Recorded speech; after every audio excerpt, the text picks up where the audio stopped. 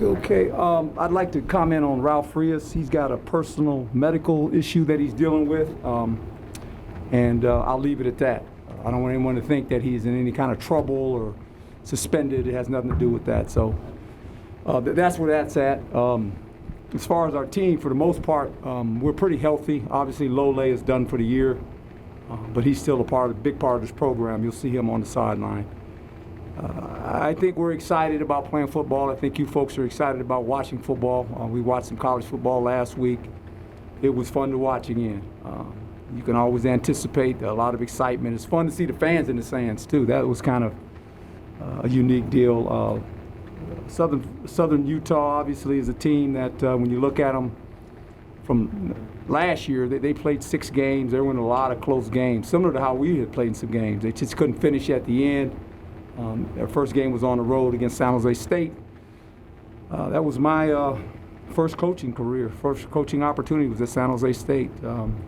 They're building a new facility down there. It's going to be beautiful. But I can remember going there as a young coach. So coach has done a really nice job with that program. They've got some good players, and obviously they got a big lead early, and it's hard playing on the road like that against a good football team. So we anticipate a team that comes in here with a lot of veterans coming back. They play a style of defense where they bring some pressure. They put a lot of pressure on their corners, and they have some good corners that can cover. They got a heck of a linebacker, number 8, that does a great job. They got an end 91 that can come off the edge, and so their defense is one that, man-to-man coverage. You better beat man-to-man coverage. You better be able to block them. Offensively, quarterback does a nice job of getting the ball out of his hands. He's not a guy that turns the ball over at all, really, when you watch him throw the ball. And they spread you out. They've got some good runners. They're running the ball a little bit different than they did last year. So they'll come in here, obviously, with a chip on their shoulder, not playing up to their potential. Probably they feel their first game, and now they got to come here and play us. We're excited about playing a football game. Don't know what to anticipate. Opening day is always opening day, and I know this is our guys are ready to play. It'll just be fun to walk into the stadium, and our crowd will be there to support these guys and just to watch them play. It's going to be kind of fun for me personally, and I think for the players as well. Questions? If you have a question, get my attention. We'll have you state your name and your affiliation. I'll put one back here for Craig. Well, I know it's a big game when you're here. Golly. Good to see you, my friend. You too, Coach. You too. Hey, Coach, I just want to ask about that first game, and how excited are you and the team to play, and how do you keep them motivated when they watched the game the other night and it was a blowout? How do you keep them up at a high level? Well, I think we understand that. When you play football, coach football, sometimes the ball goes in a certain way and you just can't get it to come back, right? And so when you watch these guys on tape, and like I said, last year they were in every game. They were in every game. We went down to the fourth quarter. So we just got to be us. I've always said that, you always prepare for an opponent, but it's really about you. It's what type of team do you want to be? And this is going to be our first test this year at home with some fans, which will be fun. And I'm just looking forward to watching us play. At times it won't look pretty. I get it. It's first day. It's first game. So we got to deal with all that and how the coaches kind of intermingle with the players on the staff. Got a lot of young players. How they handle that on the sideline and all that stuff. You're going to find a lot about some things that after the first game you say, you know what, we got to tweak this, we got to do that. So we'll see where it goes. Craig, did you have a follow-up? No. Okay. Hi, Herm Edwards, Devil's Digest. Now that we're back to a normal season, we're also back to that 4-game retro rule. I'm assuming that thinking is already going into place on Thursday, because when it comes to the young players, this may be a week that it might be more feasible to play those young players. Is that process already started? Yeah, and you guys know us here that for some reason freshmen seem to find a way to play here. Sometimes not always starting, but having a significant backup role. So there's some guys that obviously going into the season sit in that seat. And there'll be some other guys that we decide on. But right now, I think with that rule, it's a great rule, I think, for college football, that guys have an opportunity to play in 4 games and still have a redshirt year. So we've got some guys that we're looking at, and we'll just see where it's at, right? I mean, we don't have to make a decision right away, but I think it's a great rule that college came up with. Herm, talking about the fans being there, how much of a difference does that make for you? How much did you miss that last year? Well, I did miss this, the fact that I could holler to the players and tell them what's ready to happen, and they could hear me, right? I mean, they could actually hear me. I mean, you sit there as a defensive guy, and I tell them, hey, they're getting ready to do this. And they turn around and look and say, yeah, they're going to do it. So just listen to what I'm telling you, they're going to do this. And probably 90% of the time I was right. So I think what I'm going to like the most is the energy that fans bring to the stadium, right? There's a certain energy that you feel when you walk in stadiums. This stadium has that. We got a nice fan base. And playing at night, I'm just a night guy. I played all my high school games at night. So I like night games. I used to like Monday Night Football, and when we used to play on Monday nights, and you always dreamed of Howard Cosell saying your name, right?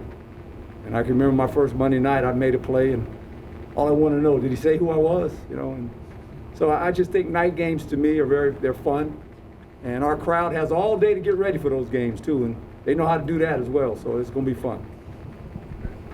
Hi, I'm Chris Cartman, Sun Devil Source. Christian Zendejas posted to social media a couple days ago that That's a guy that I know. Who is that guy? Yeah, I know that guy. Said he was going to be back. Kicker? Yeah, kicker. Yeah, kicker. Yeah, Just wanted to see any additional perspective on that. Just keep waiting. He's just open for review. Leave it at that. But never know. You might see him one day. Just saying. That's about all we're going to get out of that. Yeah, that's about all. Okay. Can't mention any more. Let it go. Well, just as it relates to your field goal kicking situation, how do you feel about that going into the season? Well, you just mentioned somebody that was here before that might be coming back, right? So that kind of tells you where I'm at with it. And I'll leave it at that. And I think it's going to get better. I do believe that we have some talented kickers. But I do believe also that you have to have a security blanket. And he was a really good kicker for us, if that comes to fruition. And I just think you got to be prepared. You got to prepare yourself as a coach. You have to do certain things when you see things, right? You got to react to it. What can I do to help the matter? I'm not saying anything about our kickers because I'm not. I don't want to get into that because these kickers, they're different. But I just think it's always good to have somebody that's, bring the lefty in, right? Bullpen, right? So let's see. Coach, you mentioned that you like night games and you're excited for the energy it brings back. So what message do you have for the 942 crew and the marching band as far as what you want them to bring to the table on Thursday? I don't even worry about them. I love them. They're good. That's one thing about college football that's different from pro football. There's a group of young people that are engaged in doing this. This is their deal. I mean, they wait all season for this. They missed the whole year, so now they get to come. I can't imagine all the planning they've done. They've had a whole year of missing football, what they're going to come up with, right? When you go to other games and you see them, I just watch them all the time. What are they going to do at this game, right? I mean, whether it's basketball, whatever. They always got something, right? And you just sit there and you go, how do they think of that stuff? Like, what do they do? So it'll be a lot of fun. Herm, Doug Haller, The Yeah, Athletic. You touched on the young kids, but is there any specific position group that you're really interested in seeing how they react on Thursday?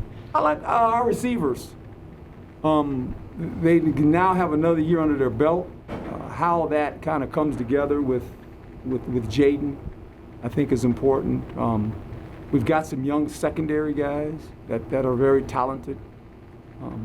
It'll be interesting if some of those guys are able to get in the game and see how they play, I mean, those are the groups that I kind of look at as a whole because there's so many of them. Right? There's, offensive linemen, there's a couple kids that'll have an opportunity. Nagata, who didn't play a lot last year, he's kind of been a guy with our backs. He gets kind of lost in the shuffle for some reason, and rightly so. We had those other two young ones that played last year, and we'll see if he gets an opportunity to go in the game. That'd be nice to watch him play. So that's how I kind of look at it, as far as our team. And just in regard to your offensive line depth, I haven't seen Tristan Miller recently. Is there any update with him? He might retire. He might retire. Yeah. So that's something we're talking about. So we'll see where that's at. Coach Michael Carrasino, Believe in Pac-12 Football. When you talk about, obviously, your experience, but I mean, getting fans back the first game, but what's always a challenge for you as a coach to keep those younger guys, I mean, not to use all that adrenaline before the game, before the kickoff? You talk about emotional, and and it's I always say passion versus emotion, right? And it's just the sideline conduct, that's why I don't dress 110 guys. I just think it's a lot of guys, and the first game or whenever, everyone doesn't know how to act on the sideline. And sometimes you get so many guys, it can be a distraction. And I don't want that. I'd love to dress all our guys. They generally dress for the Arizona game. We do that. I'm dressing more guys on the sideline than I've ever had going into an opening day, because they deserve it. They worked hard. But I just think, was it Friday or whatever? I don't even know what day it is. What's today? Tuesday. We had our walkthrough in there, Sunday or whenever it was, and just the sideline procedure of where you sit on the bench, offense over here, defense over there, for all the young guys, right? But then more than that is how we conduct ourselves on the sideline if we're not in the game. There'll be some guys dressed in black polos that are injured or whatever. They'll be on the sideline. There'll be some other guys dressed because they've done a good job of practicing, giving us a good look squad. They'll be dressed in full uniform, right? How do all they intermingle with the guys that are playing? With the ones and the twos, right? We don't want those guys sitting on the bench and the guys coming off the field, they're drinking all the Gatorade and them guys are on the bench. It's all that, it sounds silly, but it's really not, because that stuff happens. You see it. You just say, look, man, don't you see these guys are playing? You don't need to drink all the Gatorade or sit on the top of the bench to let people know you're sitting on the sideline. And you don't need to start coaching your buddy. Let the coach coach him. This coaching thing's way overrated, ladies and gentlemen. Just to deal with all that, because my back is turned. I can't look on the bench. I got to look on the field, right? Every once in a while, timeout, I kind of look back there to make sure. You're trying to tell them, hey, man, when they come together as a team now, we don't need 50 guys. The offensive guys go over there and the deep. Whew, Sunday was a long day. It's just because you're trying to tell everybody where to go. You got so many young guys. I don't know where they sat in high school. I don't know if the guys were sitting on water coolers. I don't know all that. But you got to tell them you can't do that. I mean, some things that you just take for granted, you go, I've learned that. You better tell them, because if you don't tell them, they don't know, and they look at you like, coach. You're like, no, you can't. No, you can't wear Nike sitting on the sideline. We're in Adidas school, right? I mean, I got a headache thinking about all that stuff. We're trying to play the game. I'm looking behind me going, oh, what's that guy got on? He got a hoodie on. I mean, what are we doing? Right? So you guys think it's easy. I mean, it's hard, man. Anyway, okay, that's enough of the sideline. Why do I always have to follow that up, huh? Michelle Gardner, Arizona Republic. Coach, given what you said about Tristan Miller possibly retiring and Ralph's situation, how concerned are you about offensive line depth?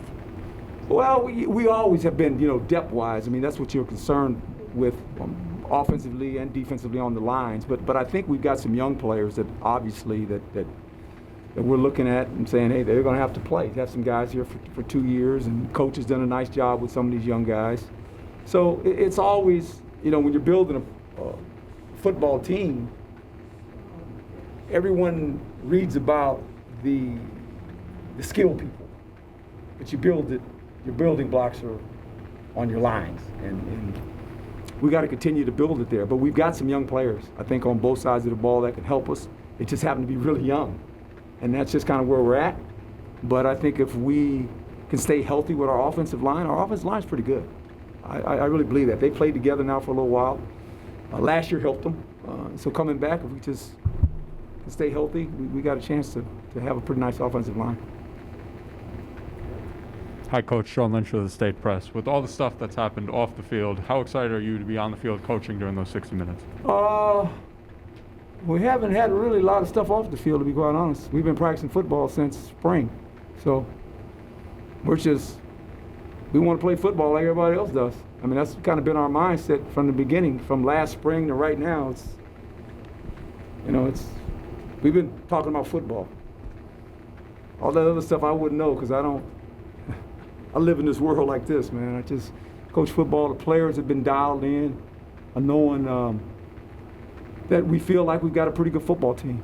And now we got to go do it. You know, we can talk about it all we want, but now you got to actually go play. And I think your first game kind of tells you, okay, this is kind of what we look like. Where do we go from here? You know, the first game is always kind of one of those games where you go out there and you see some things. You see some players. You see some players all of a sudden getting the spotlight. And though in practice he was a pretty good player, but now are the lights a little bit too big for him? Is he ready? Is he not ready? It's kind of interesting the first game. You kind of watch some players that you haven't played a lot, might get to play because now they've earned the right to play. How do they react in that? You know, and that to me, that's the fun of it. Herm, not as much live tackling in practices as there used to be. How are you feeling about your team's ability to stop the ball going into, and also as a part of that, just your overall run defense capability, especially with low layout? Yeah, that's something that you always are concerned with opening day, tackling. I've always said this even in pro football, tackle is not very good the first 4 weeks, just not, because of the way you practice anymore. In pro football, you don't have as many players, but in college football you do, and even in college football, you know, we don't have enough players where we can have tackling live all the time. We pick our spots, but we work on it, obviously, but now you got to really go do it. And there'll be some missed tackles, there's no doubt. You know, you kind of anticipate that, but I think as it goes on, you get better. That's football anymore, the way you practice, right? You don't practice live tackling hardly anymore. To protect the players, rightly so. I agree with that. There's something to be said about protecting the players. What's your hunch on your team's overall run stopping? Well, you know, hopefully you can stop it with just a regular front. You know, you don't have to add a guy in the box, but if you have to, we have the ability to do that. I mean, we have different looks up front where we feel like, you know, we got some pretty good linebackers. We've got some guys inside that can play pretty well. So you got to stop the run. That's football. It all starts there. You have to stop the run. When people can run the ball on you, man, it's hard to look at. You know, because they control the clock. When you run the ball, you control the clock. You control the game. You can dictate how you want the game being played when you can run the football. Do I want to go fast this series of plays? Do I want to go slow? If I'm with a lead going into the middle of the third quarter, you know, according to what the lead is, I look at the clock. I'm up a couple scores. I'm taking that clock all the way down to 1 second before I hike it, and I'm going to run 2 out of 3 times, right? And you're just playing against the clock now. So you still got to run the ball because when you don't run the ball in practice and you don't practice against the run, you become soft on defense. That's what I believe.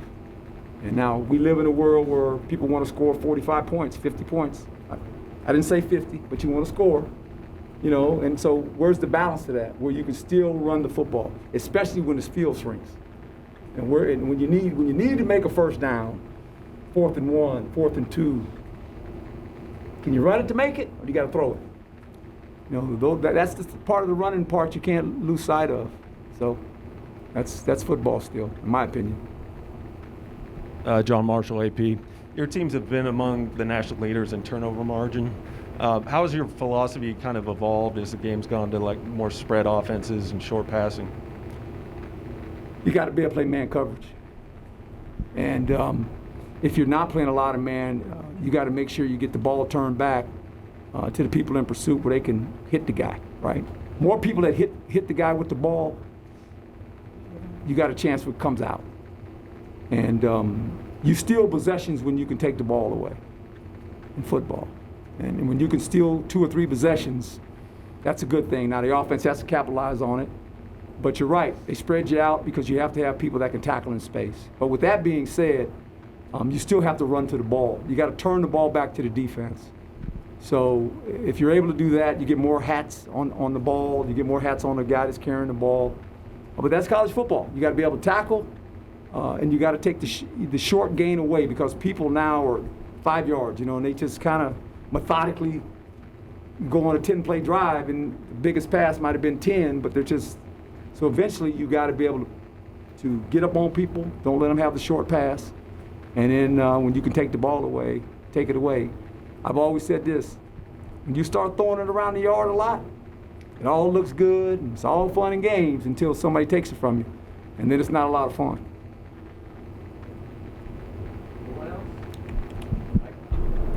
Coach, real quick, just to piggyback off that, I mean, I know like you're saying 40, 45 points a game in college, but I mean, if with what the offensive line is and those running backs, I mean, are you comfortable with, I guess, putting the percentage of plays more into the running game? Well, I think this. I just think when you go into a game, there's always a game plan of what you want to try to do. You're going to try to expose your opponent's weaknesses, and you want to play to your strengths. We got 2 good runners, 3. We're going to find a way to run the ball. And we ran it last year, I think, for okay. We're pretty good running it. And you better be able to stop it. And if you don't, then okay. But we're going to run the ball. We're going to try to be balanced. You know, you want to try to get 70-plus plays offensively. I think that's what most offensives try to, that's kind of their goal, right? Where does the numbers lie? I think the game dictates that. How many did you throw? How many did you run? But we got to be able to run the ball. And we got 3 really good players that can run. So we got to give them the ball. Coach, Prince James Story, Cronkite News. This season is the 35th anniversary of ASU's football winning the 1986 Rose Bowl, and their team, like the strength of the team was the offensive line. They called them the homeboys. Do you think this year, like your team that you have right now, the strength of your team is that offensive line? Partly, but I would hope a little bit of our strength is our guys coming back on defense, because there's some guys that have played together, you know, and you know, your strength is always with experience, right? That's your strength. I mean, and we've got some experience on the offensive line, but we got some experience on the defense too.